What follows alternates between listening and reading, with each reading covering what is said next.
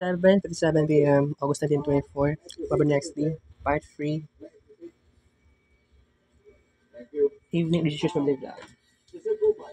Ayun sa affidavit mo, si Henry ang nagpakilala sa iyo kay Nilong Abellera Jr. o mas kilala bilang Small na isang First District Councilor ng Davao. Tama po ba? Opo, Your Honor.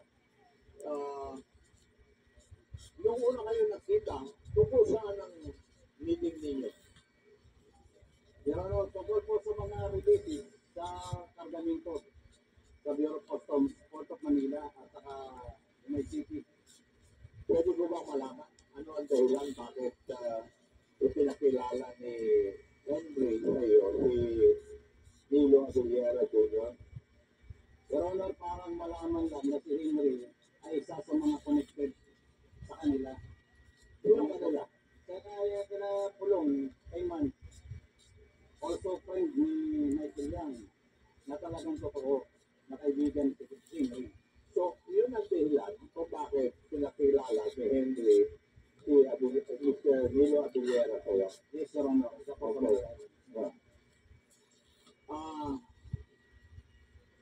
Ikaw na rin ang nagpanggit na si Nilo Abellera Jr. alias si Small ang nagpanggit na sila po ay trusted partner ni Mr. Michael Yang.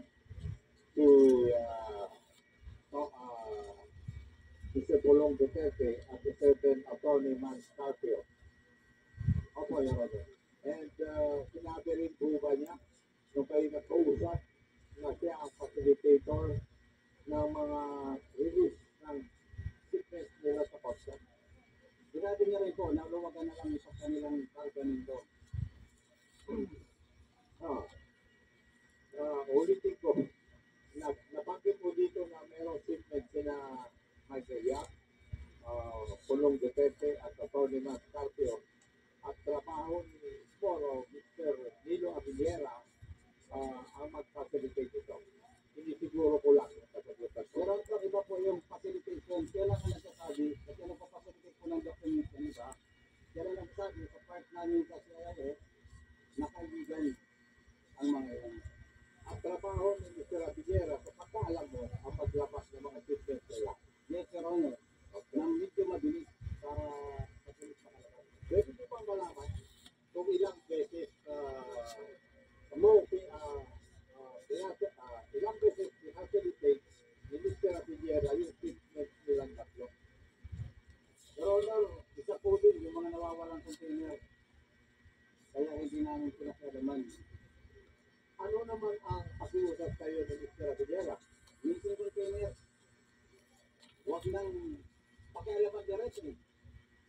Huwag nang pakialaman. So, ibig sabihin, sobrang luwag ang hinihingi kayo. Hindi ko namin ibig sabihin kasi kami po ay nanguhuli o nag-aagay. So, ang ibig sabihin yun, huwag mo ulihin. Yes, Your Honor.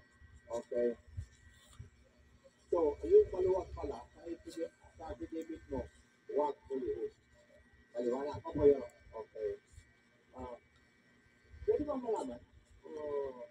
Kung maalaala mo pa, saan ang gagaling ang mga treatment ng tatlo?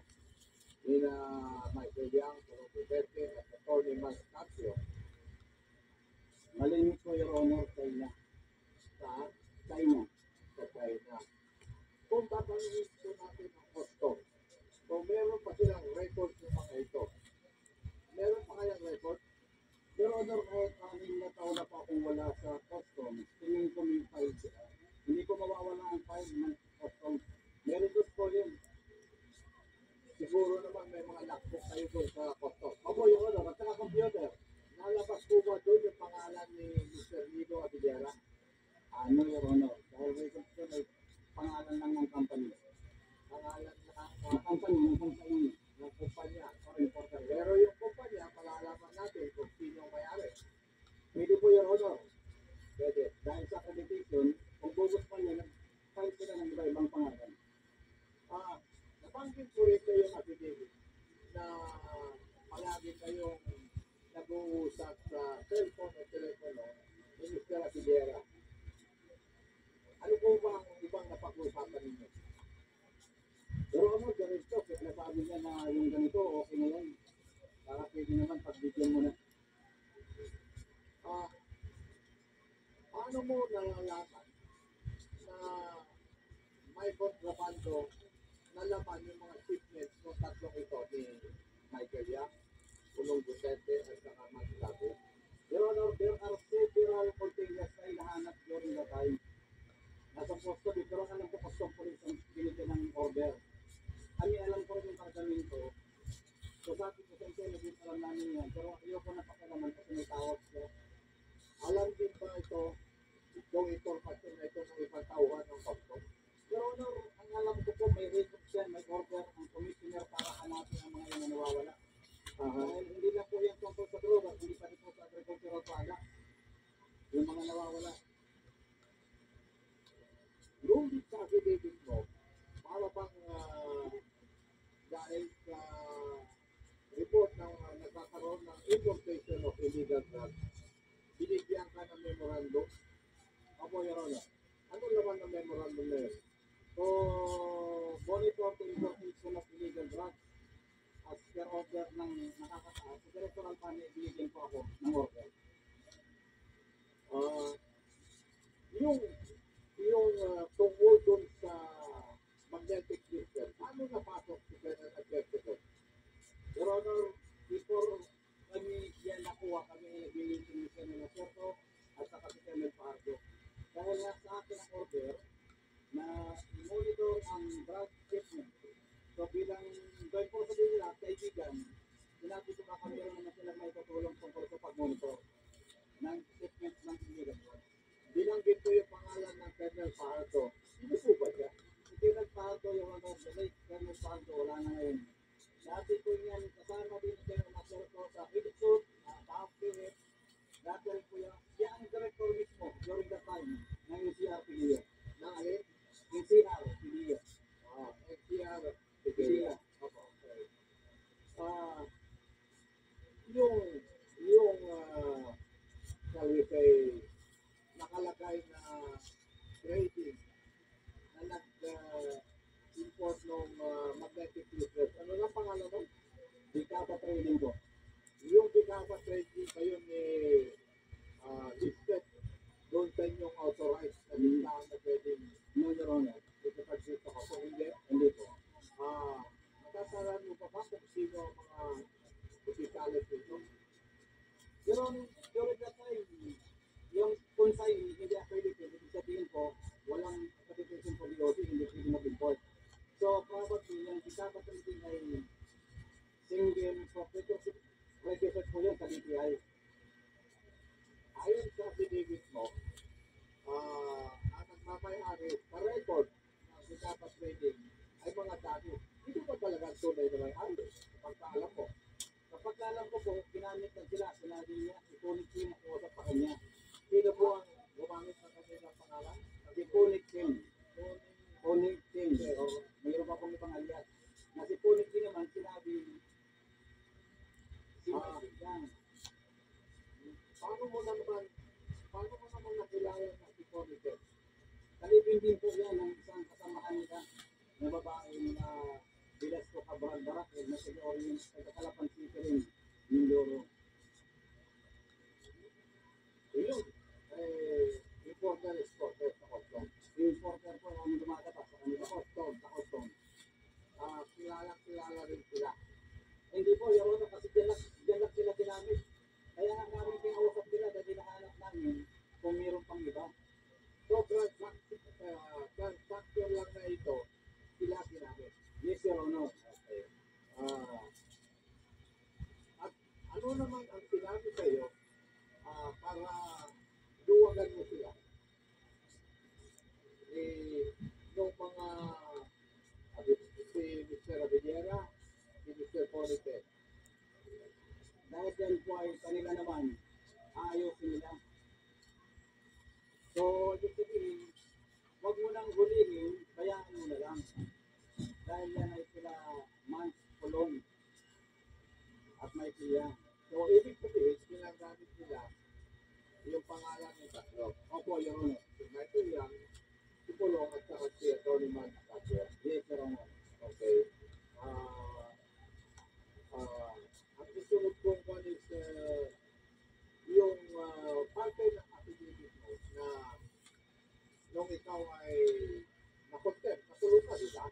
Kuya Ronald.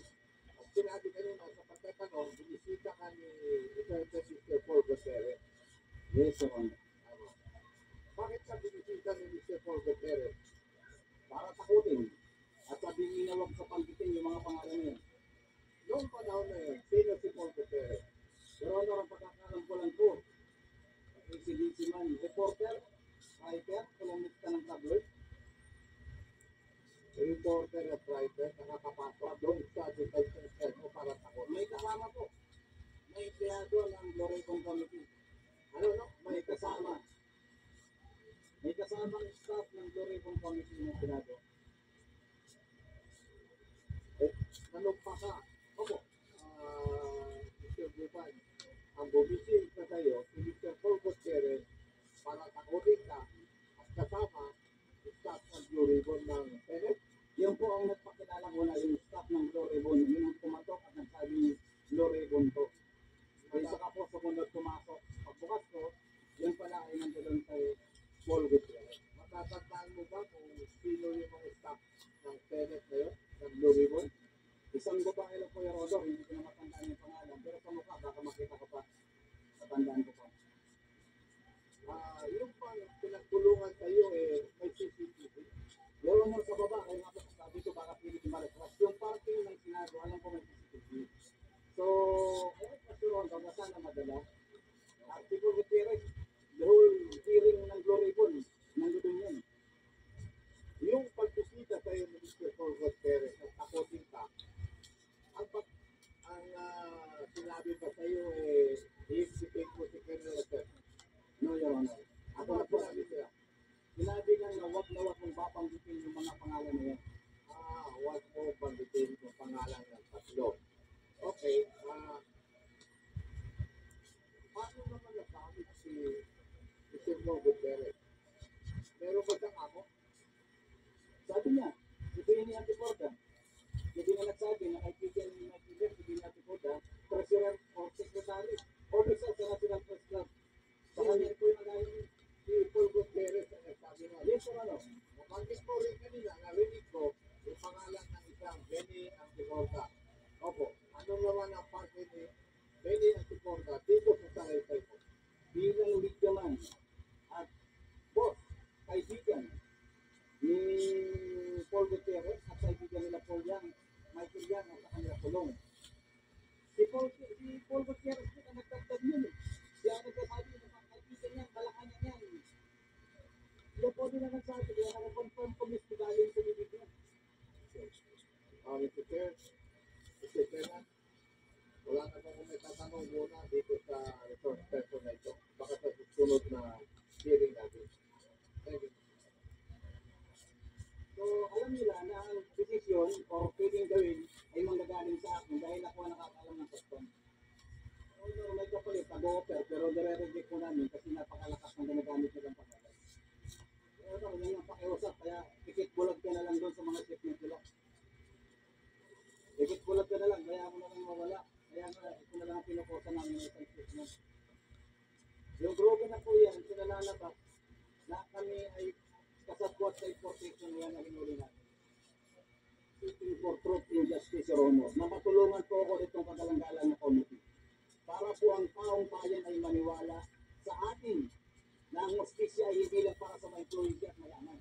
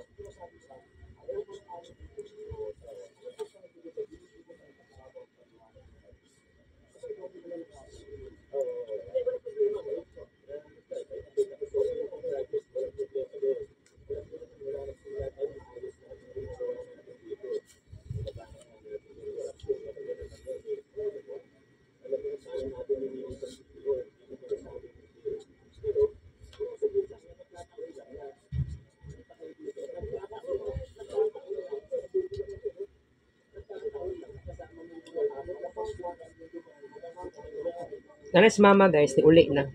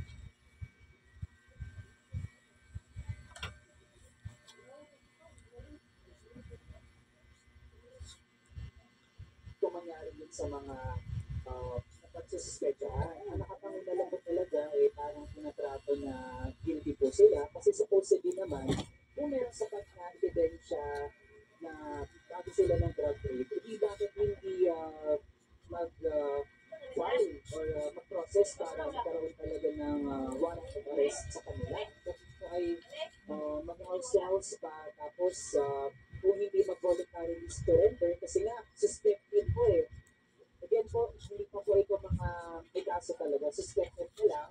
Pero bakit po ito po voluntarily surrender? Yung po hindi po maintindihan ni Sir Chair. So surrender ka, pero wala ka kaso. So ang dating ni Sir Chair, ano ba kapag hindi ka surrender, negate ka na. At kasama din sa mga negated, buhay po nila yung na-negate ni Sir Chair. Napatay po sila. At hanggang ngayon po, hanggang hindi po ma-define talaga yan, ibig sabihin, doon pa lang sa concept nitong war on drugs, mula dun sa naunang nilabas na si MC16, may problema na talaga tayo. Kaya, ang resulta, pati mga bata at kabataan, namatay na. Aliwas dun sa promise nitong War on drugs, nagagala ang buhay, pati okay yung bansa. Kung mangyari ito, di ba? Mr. Chair, connected lang. Ano natin na-distinguish yung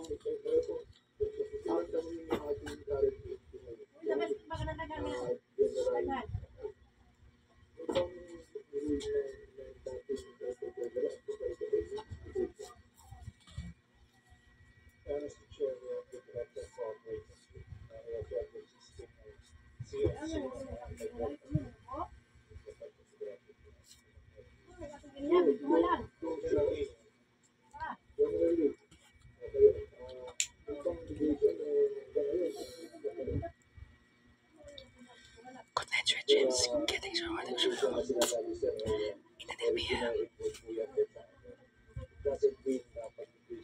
Happy Monday, I'll see you tomorrow.